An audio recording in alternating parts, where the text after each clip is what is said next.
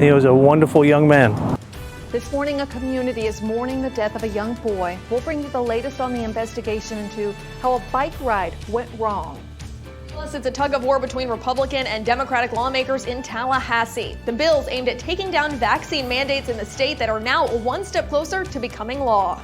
And 3 months into the school year, Martin County still facing a desperate need for bus drivers. We'll tell you some of the out-of-the-box ideas the district is coming up with to make sure kids get to and from school safely.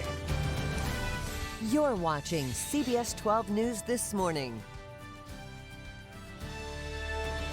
Hey, good morning, everybody. I'm Matt Lincoln. I'm Ashley Glass. Look at that pretty view behind us. You see just a little bit of sun coming up. You know it's about to get light out there. That's right. Let's get to meteorologist Zach Covey. Tell us a little bit about how our day is going to be today. All right. Overall, not an awful day. Partly cloudy skies, giving way to mostly cloudy conditions by late this afternoon into the evening and then into the overnight hours. Good morning to everybody. Happy Wednesday. There is our area of high pressure steering an east wind. That is important. Not necessarily the wind speeds, but the direction. That is a big player because when you look at our temperatures, this east wind is warming us up. From Vero to Boca, sitting in the 70s, 60s inland from PSL to Wellington, low 60s back out through the lake. This is a good 10 to 15 degrees warmer than where we were starting the 6 o'clock hour yesterday.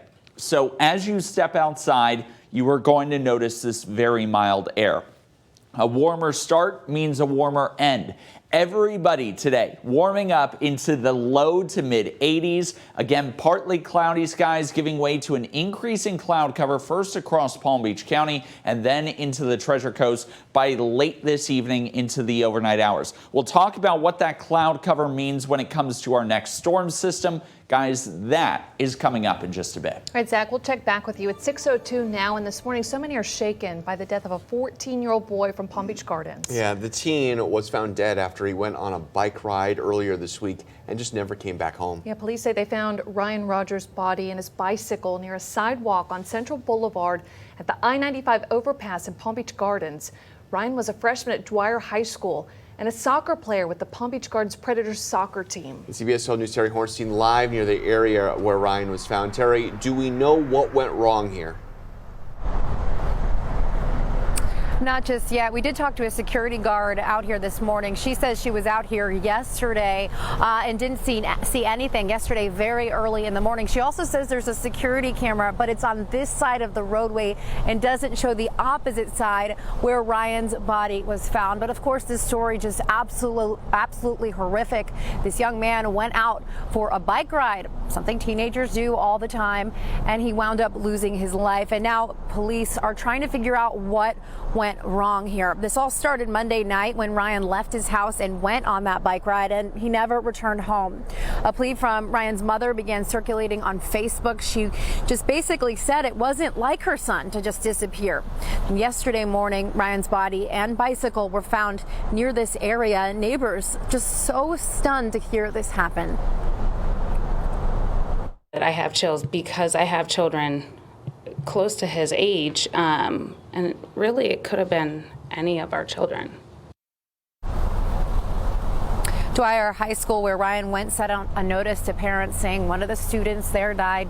Ryan was a freshman at the school. They also asked the family for privacy. Now, when I was talking to that security guard, she did say that the police asked for that video, but again, it doesn't show the opposite side of the road where this happened. So far, no cause of death for the 14-year-old has been released, but as soon as we find out that information, we'll let you know.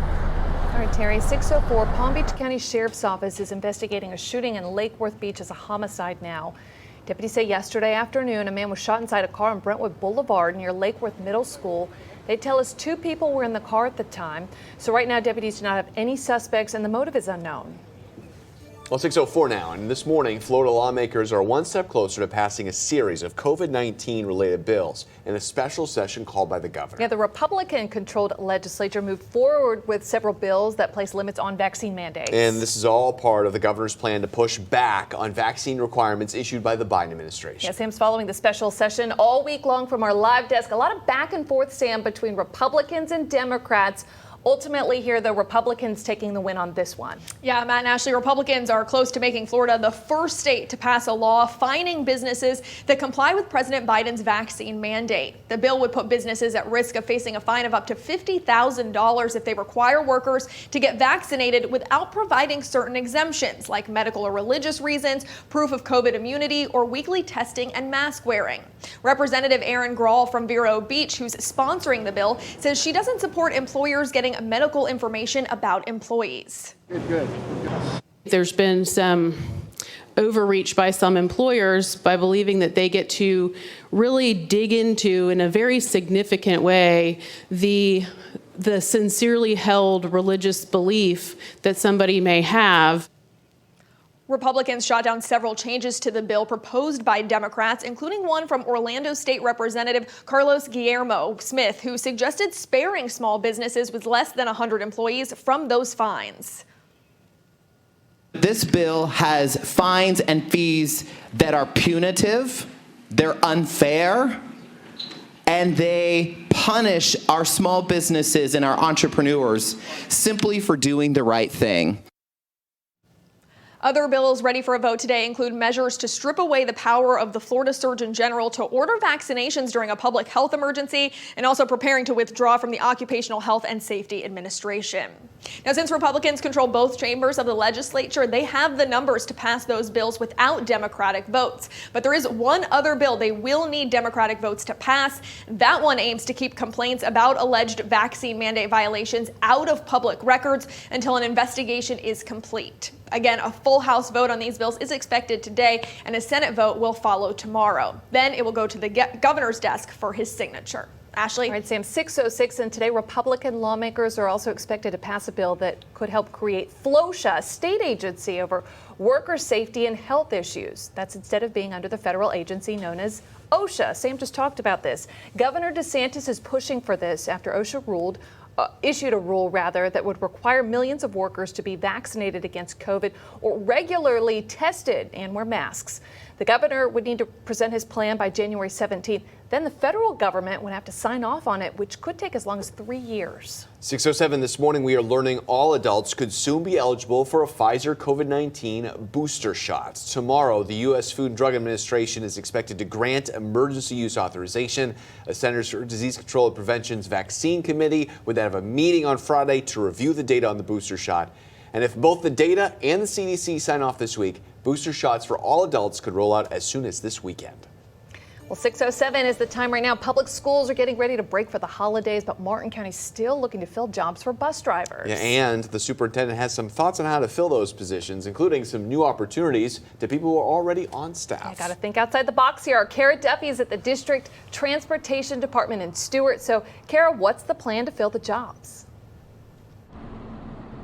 Well, Matt, Ashley, this was a problem that we saw popping up all across the country. A bus driver shortage as kids started to return to the classroom for in-person learning, and that is a similar situation that's going on right here at the Martin County School District. As you can see behind us here, signs like this popping up, now hiring, as they look to fill positions that are still open for school bus drivers. It's a need for employees that they tackled at last night's school board meeting. That's where the school's superintendent recommended 2 different strategies to hopefully help with this problem. First, he proposed the idea of changing the high school diploma requirement on bus driver positions to preferred, not necessarily required. He said the same would go for other jobs like food service workers and custodial staff in an effort to get more applicants. Another strategy on the table, asking current food service workers and custodial staff members if they would like to drive bus routes before or after school. Here's what he said. So we're going to train them, offer to train, offer to support them. And this would be a we hope this isn't necessarily take place, but these could turn into some long term. So we'll see where this lands. I don't anticipate us getting a huge amount, but honestly, if we could get 8 to 10, that would be really good. The school superintendent says it could lead to long-term positions, as we just heard, for those staff members, and they're looking into offering overtime pay. Now, he did say that changing the high school diploma requirement, it wouldn't necessarily be a permanent change, but it is something that they could consider to help with this problem during the pandemic. Matt, Ashley, back to you. Tara, thank you. Right now, Palm Beach County is still looking for school bus drivers. Of course, this is not only a Martin County problem. There are openings for bus drivers at Pahokee Elementary and at the Transportation Center facility. Pay starts at $15.08 an hour. Candidates will be paid for up to 80 hours of training. If you're interested in applying, head over to the district's website. Well, we're following a high-profile murder trial of Kyle Rittenhouse in Wisconsin this morning. The odd way the 18-year-old picked his own jury. That's coming up next.